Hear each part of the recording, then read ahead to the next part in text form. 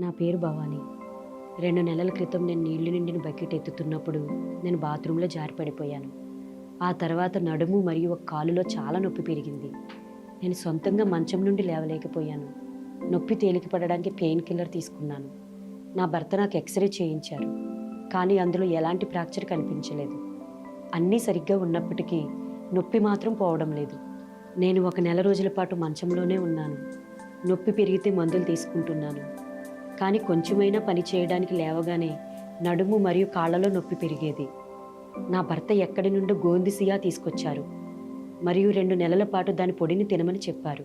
రోజుకు 1 చిటికెడు నీటితో తినమన్నారు. అది చాలా చేదుగా అనిపించింది. కొన్ని రోజుల పాటు తినలేదు. నా భర్త కోపగించుకున్నారు. ఆ తర్వాత నేను ప్రతిరోజు తినడం ప్రారంభించాను. 15 రోజుల్లోనే మంచం నుండి లేచి అన్ని పనులు చేయడం ప్రారంభించాను. వంటగదిలో ఎక్కువసేపు నిలబడ్డా కూడా నొప్పి అనిపించలేదు. నానా అవస్థలు పడాల్సిన అవసరం రాలేదు. నేను ఈ గోందిసియా 2 నెలలుగా తింటున్నాను. ఇప్పుడు ముందు ఎలా ఉన్నానో అలాగే ఉన్నాను.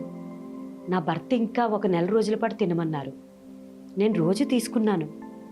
ముందు ముందు కూడా తీసుకుంటాను, ఎందుకంటే నాకు ఇది చాలా ఉపయోగపడింది.